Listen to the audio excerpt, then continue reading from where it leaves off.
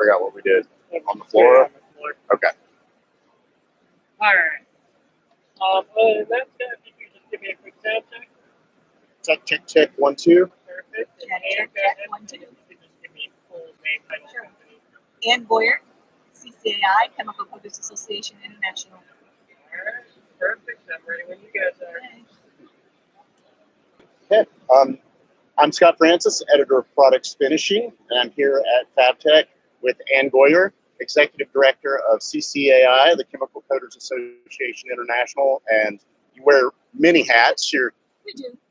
But we're excited to sit down and have a chat. So I've been had the opportunity to participate in a few of your educational offerings at some of the shows. Recently I did a powder coating 101, and which I think is a little bit of a misnomer. Like, there's so much packed in there. It feels a little more than a 101. It's a lot of great information. So I want to hear about things you're thinking about for this year, offerings that you have. What's on your mind for this year? Well, our focus right now is, it always has been for CCAI, it's education and training. That's really part of our mission statement.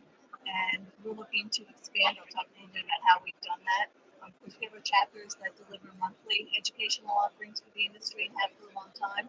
We are enlarging our chapter reach. We're starting some new chapters in different parts of the country. And we've got a lot of new initiatives geared towards training and education coming up through our Education Foundation. Let's talk a little bit about the Education Foundation. Maybe give us some background and Sure.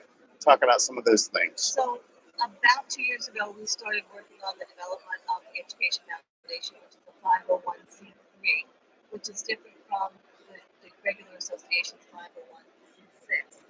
It's very confusing. It was all confusing, but through the foundation, we're able to support more initiatives for education, get grants, fundraising for programming. It's easier to do through the foundation than it would be just through the association, because many other foundations can only give to the C3. So that's really why we started it. We wanted to expand our course offerings, our training initiatives.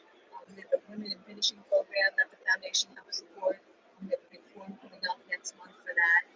So the foundation enables us to do more than we could before. So that's really why we started it. So obviously you're thinking a lot about the workforce challenges and things like that are really challenges for every industry, really, but in manufacturing and finishing.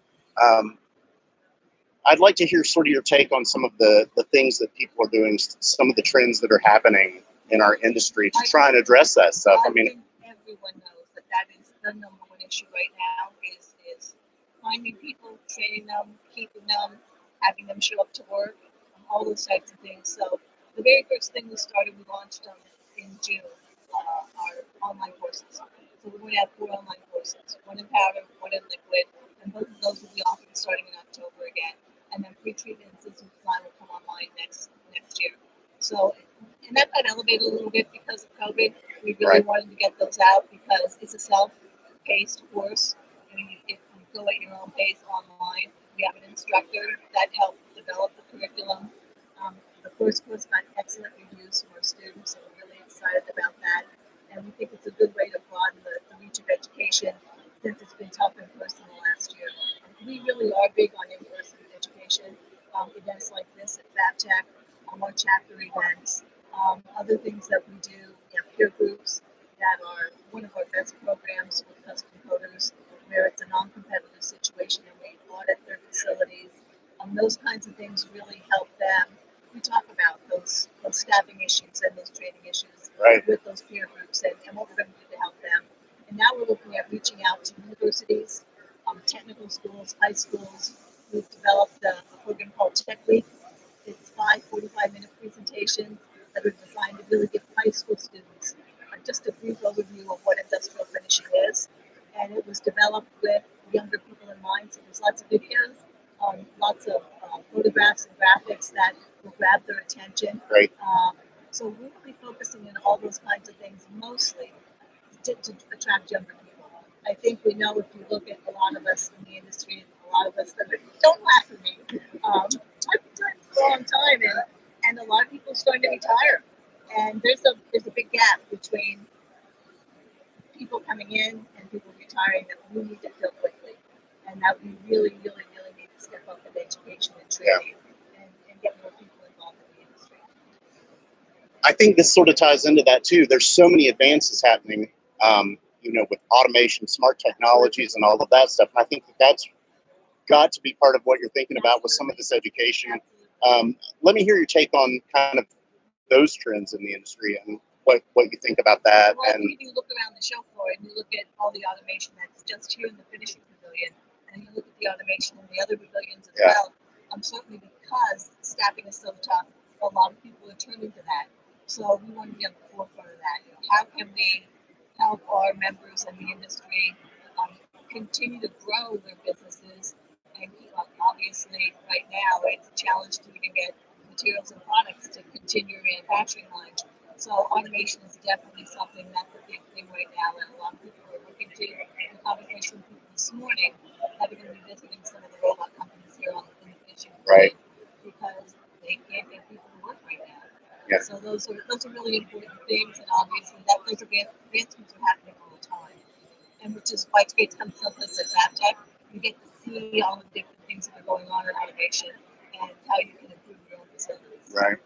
One of the things that I think is really exciting about that as well is it really changes the idea of what a manufacturing job is, right? And thinking about the young folks that you're talking about that you're reaching out to, and really what that career looks like for people. When I started in the industry a long, long time ago, manufacturing was kind of looked at as a dirty industry, Right. job.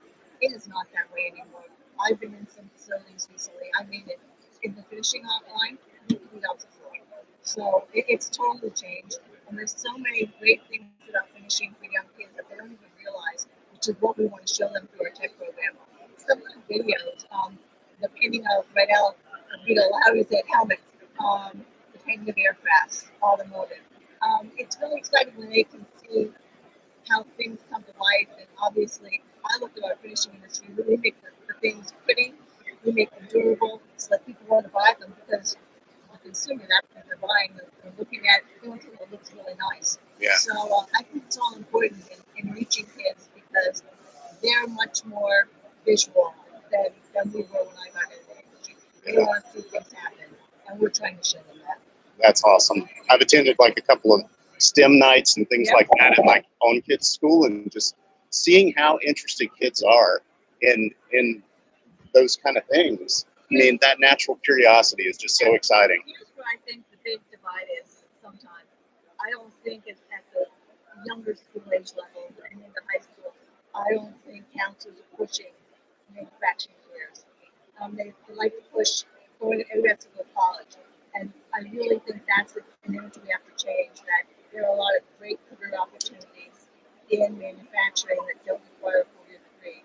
And we have a means to train and place people in manufacturing jobs that have great careers. And they get to meet great people and have great lives. So I really think that's one thing we need to work on as an industry, to change that perception of what manufacturing and finishing is. Well, and it's been really exciting to hear you talk about this, just to hear the passion that you have for it. And, I'm excited about all of these kind of opportunities that are out there for people. So thank you so much for your time. I'm working together on those. Same here. Thank you so much.